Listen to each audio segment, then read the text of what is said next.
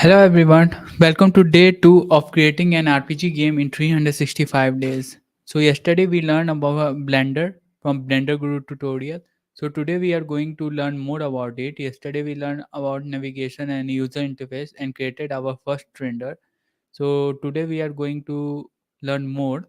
So here is the Blender Guru tutorial. So today I am going to learn this one. Yesterday learned this one. Beginner 4.0 tutorial part 2 basic modeling. So let's open it. I love Envato Elements because it has everything I need in one Audio is place. coming It or has not. Everything is videos, it has working fine Now or we not. know how Blender So let me functions. put this. Let's start building See that that donut. live stream is So, working or as not in my before, another phone. well, first of all, 1 second. just to repeat, make sure you are Stay working with tuned. a new scene, completely new scene. Don't want any remaining monkey heads lying around. Let's begin fresh slate. And Comment let's down below if you are delete our watching. default cube just with the Everything works delete fine key. or not. And let's replace it with a new object. You might remember the hotkey for that is Shift A. And as I mentioned before, you usually want what is underneath mesh because these are your primitives. So we want to start with something that most resembles what it is we're building. If it was a house, you might start with a cube. If it was a vase, you might start with a cylinder. In our case, we want the donut shaped one, although Why the mathematicians call internet it a is working torus for some slow? reason. So let's add that. Yeah. Now, if Let's I open it zoom and in see. by scrolling up, we can see we have something resembling a donut. Looks like a pretty Hello, weak hello. looking donut, Everything is very working fine. flimsy. Looks like the donut before it's cooked when they just drop it into the vat. Let's It's see just my this audio is little coming or not. wispy thing. So Yes. immediately Let's after you start. do some actions in Blender, you have options to change it. And the options are hidden down here in the bottom left-hand corner. You see a little box. And if you click that box, you see options. And look, we can So change let's start the it. dimensions of our torus. So let's see it. Now we know how Blender functions. Let's start building that donut. So as before, well, first of all, just to repeat, make sure you are working with a new scene, completely new scene. Don't want any remaining monkey heads lying around. Let's begin fresh slate and let's delete our default cube just with the delete key and let's replace it with a new object. You might remember the hotkey for that is Shift A. And as I mentioned before, you usually want what is underneath mesh because these are your primitives. So we want to start with something that most resembles what it is we're building. If it was a house, you might start with a cube. If it was a vase, you might start with a cylinder. In our case, we want the donut shaped one, although mathematicians call it a torus for some reason. So let's add that. Now, if I zoom in by Let me also open Blender. So here is my mess up window. Where is pen? No, this is day 1. This is wrong. This is yesterday one. Blender 4.2. Yeah. Delete this and add Shift A. Mesh. Torus. Now we are fine. So let's watch the tutorial. Rolling up, we can see we have something resembling a donut. Looks like a pretty weak looking donut, very flimsy. Looks like the donut before it's cooked when they just drop it into the vat and it's just this little wispy thing. So immediately after you do some actions in Blender, you have options to change it. And the options are hidden down here in the bottom left-hand corner. You see a little box. And if you click that box, you see options. And look, we can change anything. So immediately after you do some actions in Blender, you have options to change it. And the options are hidden down here in the bottom left-hand corner. You see a little box. And if you click that box, you see options. And look, we can change the dimensions of our torus. Now, something to note is that these options in Blender only appear immediately after you have done that action. If you do another action, like say deselect your torus by mistake, it's gone. Right? Because Blender has assumed you have moved on. You've accepted the state of your donut, and this is the one you want, right? Now, if you haven't done anything drastic or changed this object in some severe way, you can temporarily bring it back by hitting F9. I never actually remember that hotkey. I just remember that immediately after I have added an object, if I want to tweak it, now's my chance before I move on to something else. Okay, so we could change, the size of it here. We can also change the resolution. I'll use the term resolution loosely to make it higher or lower fidelity.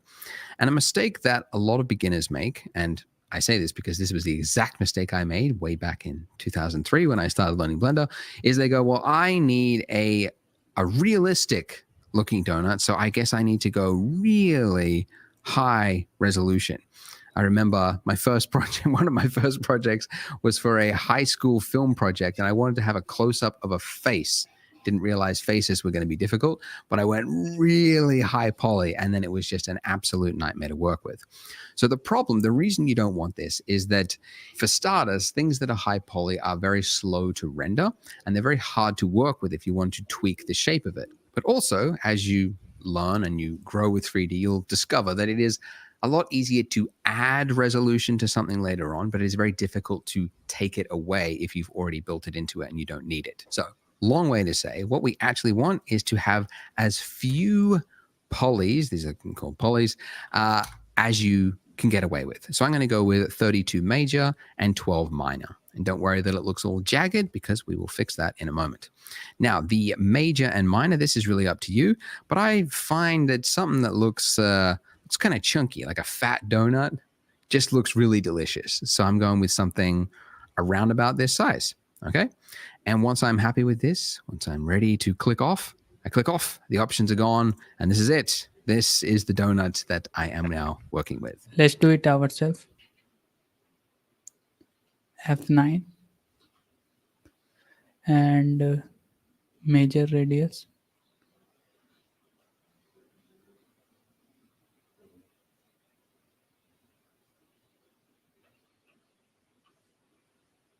Again F9. 34.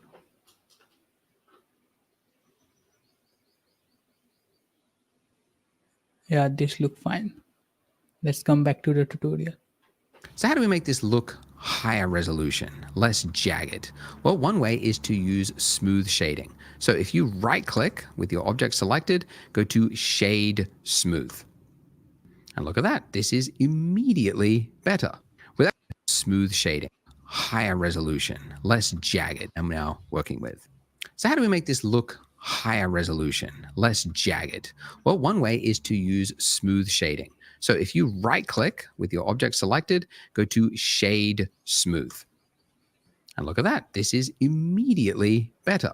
Without getting too technical, this is kind of a fakery. It's sort of like the shader is telling the renderer that this is a really high poly dense mesh when it really isn't. It's just basically kind of like averaging out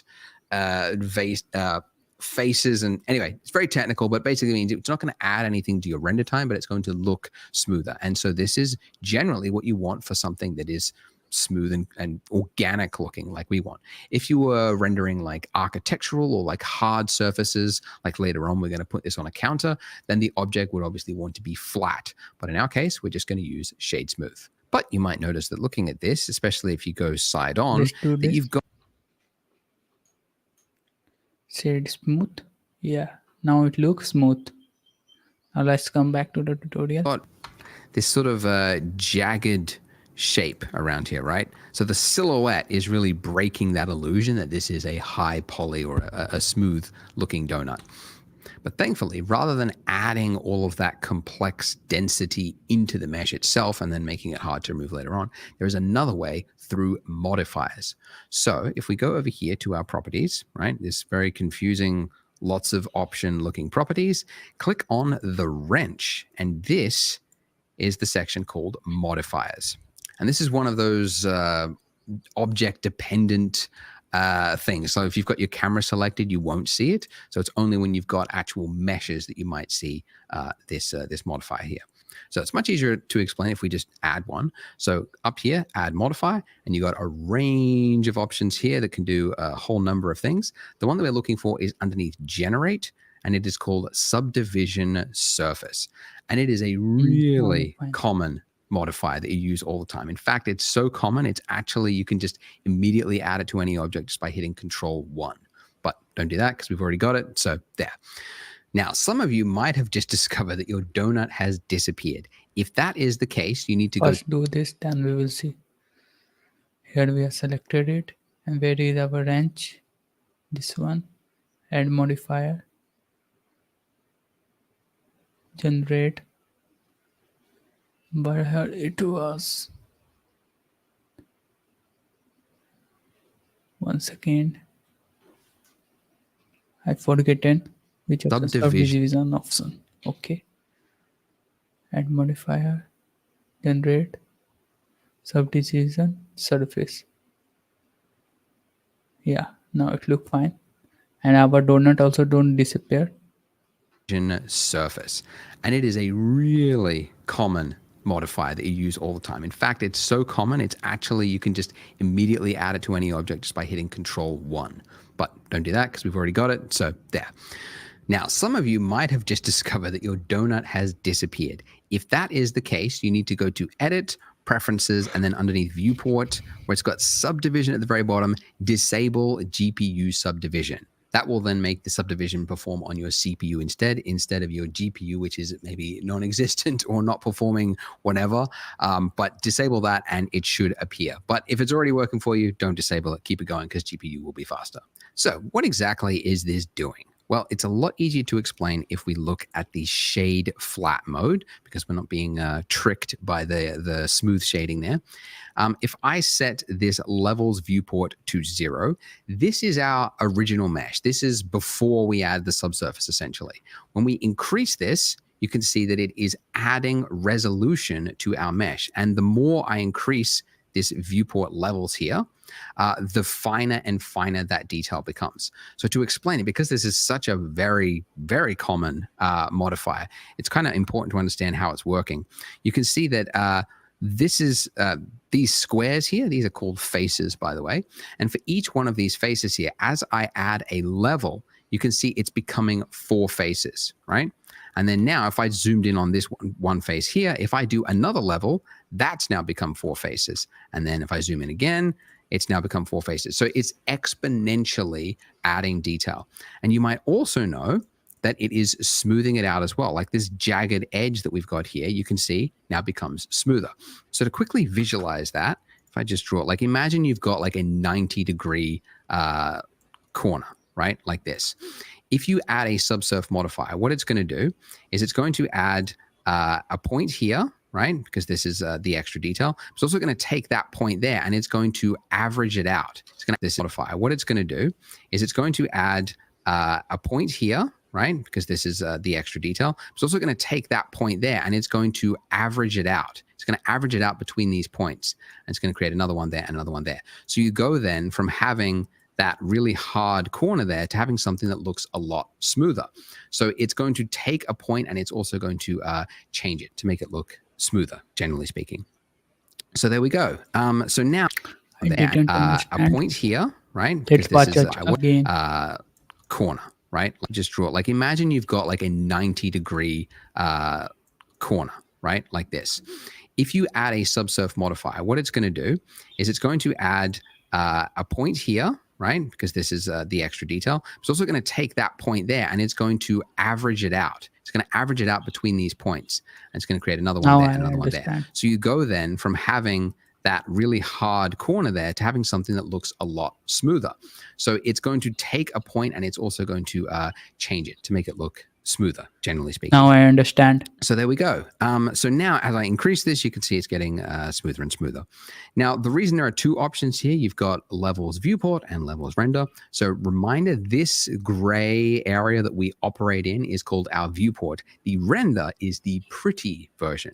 So as an example, you could see if I just turned it off for the viewport, it looks very jagged. But then for my render, if I increase that to 3, if I do my render, which you could go up there, and render image, or remember the hotkey F12, you can see that that donut is now smooth, but I go back and you can see it's jagged. So the viewport, you want to generally keep it lightweight, and then the render time, that's where you want to get a really nice looking pretty image. So you want to often have 2 different levels.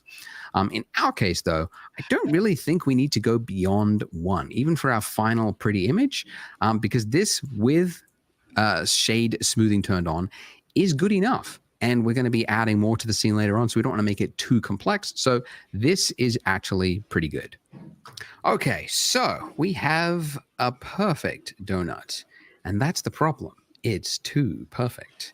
You could spend decades trying to develop a machine in the real world that that made a donut this perfect, and you never would.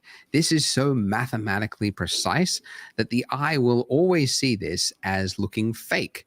So that's actually a problem you learn pretty quickly in 3D, that things that are too perfect just look fake. So you have to Let's see spend if time. anybody is watching our live. One person is watching. Thanks for watching the video. If you are watching, then come. If you like this video, comment down below. I will reply anything you want to be answered. So let's move back to our game.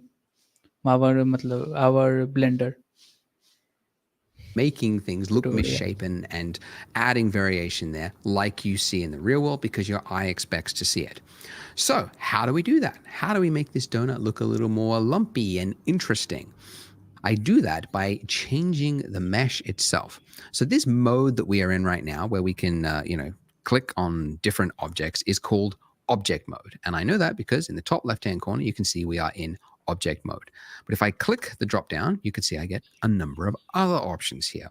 And these options, again, will change depending on the object you've got selected. If I've got a lamp, my little light there selected, you can see I've only got object mode. My camera, I've only got object mode. But a mesh will give you extra options here. So let's enter into edit mode. Ooh. Let's go to edit mode and see ourselves to object mode, edit mode. Oh, now let's go back to the tutorial.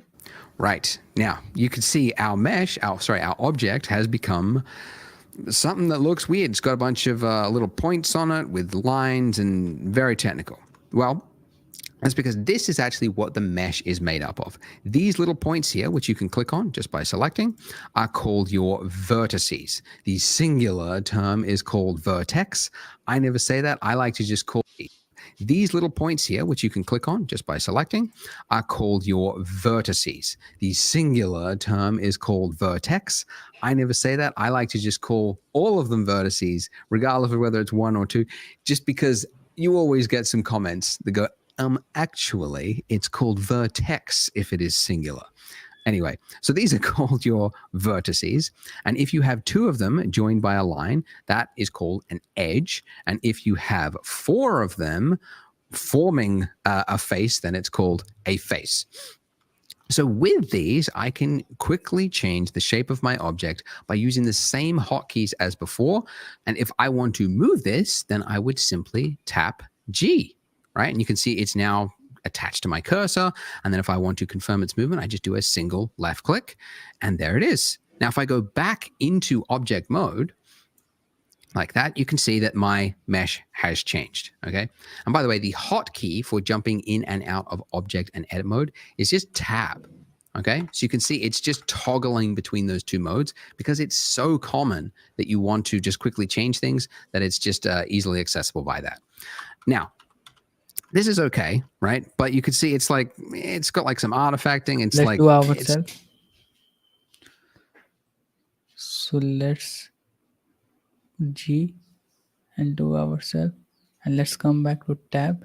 Yeah. Now we are learning more today. Now Control Z to go back and let's go to the tutorial. it's not the greatest lump, right? So how do we make it look a little more natural? Well, I mean, you could, you move one, drag it out, okay, click, and then I move, the next one next to it, right? I'll move that out, and then I'll move this one out a little bit, and then I move this one, and it's like, okay, well now I've got the thing, but it took me like 5 actions. Ridiculous, right? No one wants to do that. No one's got time for that.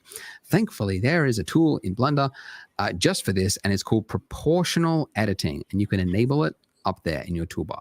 So if you enable that, now if I hit G and I move it out, you will see I get a little ring around my cursor there, and that is now changing out. So if you enable proportional editing, and you can enable it up there in your toolbar. So if you enable that, now if I hit G and I move it out, you will see I get a little ring around my cursor there, and that is now changing the mesh around it. Now, a lot of people in my previous tutorials were like, I don't see what's going on. You have to have something selected first, and then when you hit G, you will see that that little circle of influence. Okay, now this circle of influence, if I scroll up, you can see it's shrinking its circle of influence. And if I scroll down, it is expanding its influence. So it's only going to affect what is in that ring there. Okay. If you are on, if you don't have a mouse with a scroll wheel, Let's do it ourselves. Where was the option? This was near this. Where is the option?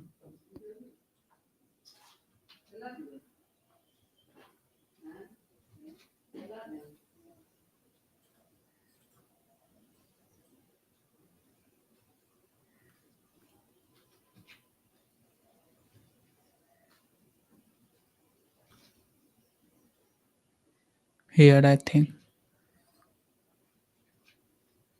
Yeah. Yeah. Scroll mouse button to change the radius. Small radius, bigger radius. Yeah. Fine. Here it is. This is the option. Now let's come back. you can also change the influence by using page up and page down. And if you don't have page up or page down because you're on a Mac keyboard, then what you would have to do is go to key map and then change your page up and page down to something else just so that you could get around that. But guys, you got to get a mouse. Get a mouse with a scroll wheel. I think they're, I don't know, 50 cents or just in the nearest landfill somewhere. Get a mouse because it's going to make your life in 3D a lot easier. Okay, so with this, I can now make... There is a story when it's not a story, but once I started learning Blender, but I quit after a few days. That time I have a Mac. This is not to say that Mac, not a laptop. This is not to say that if you have a laptop you should quit. But that time I was not knowing what I want to do in life. But now I know. That's why I am learning it again. But that time I learned it only 1 2 days and then quit for few hours. And now I will not quit. make quick work of lumpy shapes. Okay, so I just drag that out. Okay, I've got a little lumpy shape of Let's see of anybody lumpy. is on chat. One viewer is still watching. Thanks for watching the video. Let's come back to the tutorial. Okay, so with this, I can now, it's going to make your life 50 cents or just in the nearest landfill somewhere. Get a mouse because it's going to make your life in 3D a lot easier. Okay, so with this, I can now make quick work of lumpy shapes. Okay, so I just drag that out. Okay, I've got a little lumpy shape there. Maybe I go down here and I pull this up just by hitting G, moving it up. Okay, so already this is looking a little more natural, right? Because even if we were making a stylized world for a Pixar movie or something like that, you can't have just a spherical looking donut, round looking circular donut, because it just, your eye will see it as fake. So very quickly, I'm able to add a little bit of variation to the donut, just all around it, just a little bit over here. And you can see that I am just changing my circle of influence depending on what size of a lump I want to make. So I just want to make like a little bit that sticks out. I can make a small circle just by scrolling up like that. And you just want to do that until you get something that looks a little more natural. I might want to make the inner part as well. We just drag that in with a smaller circle. And that's pretty good. Let's just have a look from the top. I might actually just drag that out, make it a little bit more like that. But there you go. That's pretty good for a donut. It's still kind of simple. It's not too detailed, but it's got just enough variation in it that it's more interesting to look at. Oh, one more thing I forgot to mention. Go back into edit mode with tab. Donuts, when they're sitting in the little vat. Let's do ourselves first. So here is the lump. So let's do it here too.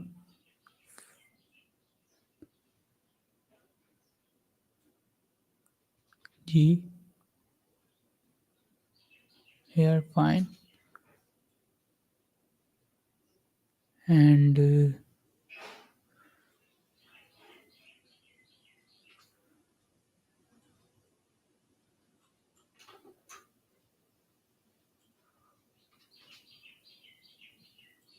I think it look fine. Now let's come back to the tutorial. Back into edit mode with tab. Donuts, when they're sitting in the little vat thing, right? They're only like half submerged, so then they have to be flipped. Comment down below if you have ever eaten a donut. I have never tried a donut before. I have never eaten it. But it means that the bit that's nearest to the surface is getting less heat. So essentially what I'm saying is the bit that's around the donut, the circumference of it is usually a little bit flatter. So donuts aren't like perfectly round all the way around. They're usually a little bit flatter.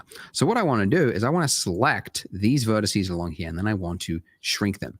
Now I could go around one by one like this, which is actually what I used to do when I was learning Blender pre-YouTube days, and there was no tutorials.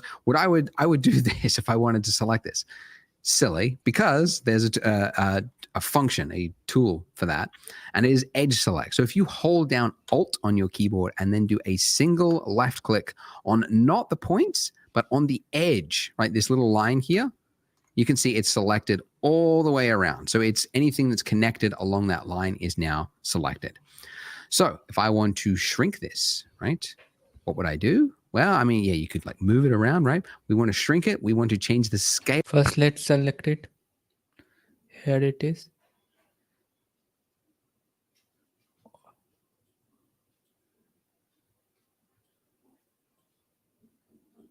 Alt, yeah, fine.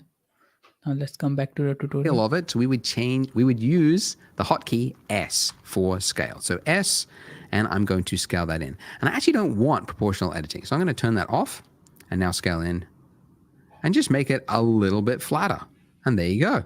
See, and I'm going to scale that. We'd use the hotkey S for scale. So S, and I'm going to scale that in. And I actually don't want proportional editing. So I'm going to turn that off and now scale in and just make it a little bit flatter. And there you go. And now scale in, go change. We would use the hotkey S for scale. So S, and I'm going to scale that in. And I actually don't want proportional editing. So I'm going to turn that off and now scale in and just make it a little bit flatter. And there you go. See, it just feels a little bit more natural, doesn't it? It looks a little bit closer to what a donut looks like. And by the way, don't worry if yours doesn't look exactly like this, like your lump is a little bit off. Like some people get a little bit too precious with the tutorial. Like I got to match exactly everything I do. Like I'm just working on the fly as well. So just make what you think looks good. Maybe you think this is not misshapen enough and you want to add more, go for it, because it might actually turn out better than what mine is. Now, S, I think this is fine. Yeah.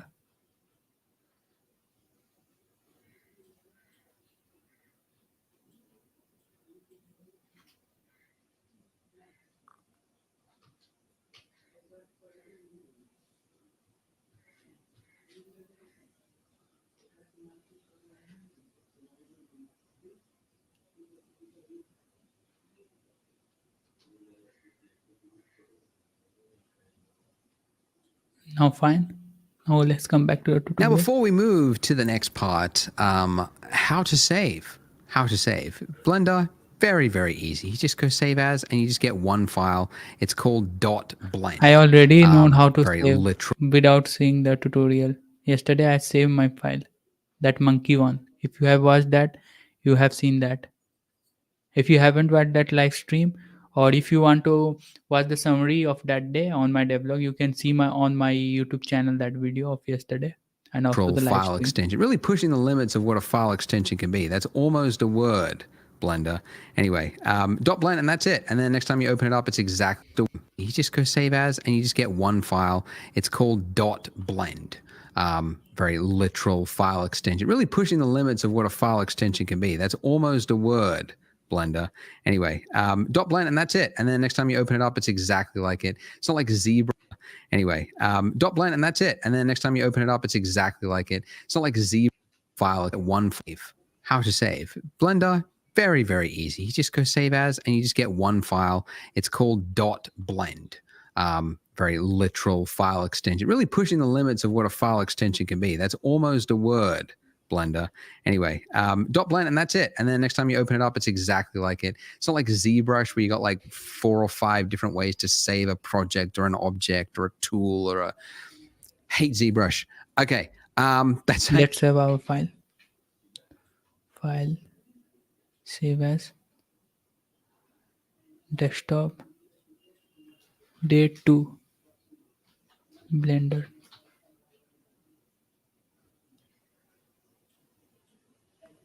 Now our file has been saved. you save. Now, also, finally, I would say if you need help, because I know if you're stuck and then you leave a YouTube comment, you might not get a reply.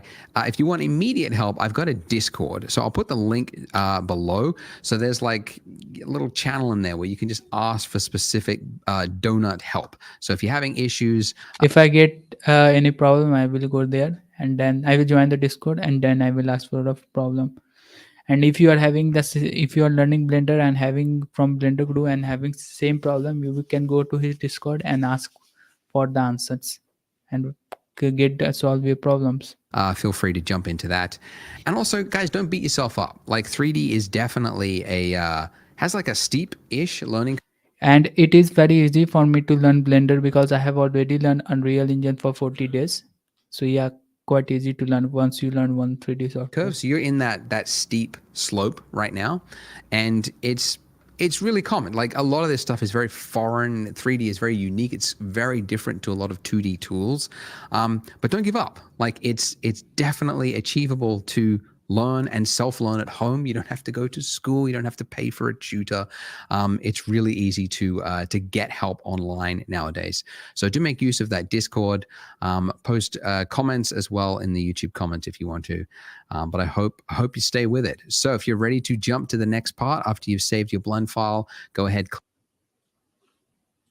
So that's what it for today. Yesterday we learned this Blender tutorial for complete beginners part 1, and we learned user interface and to add monkey and to add hat in it and change the color of it and another more user interfaces. Today learn we basic modeling we have learned today, and for tomorrow we will learn beginner tutorial 4.0 tutorial part 3 modeling the icing that we will do tomorrow tutorial.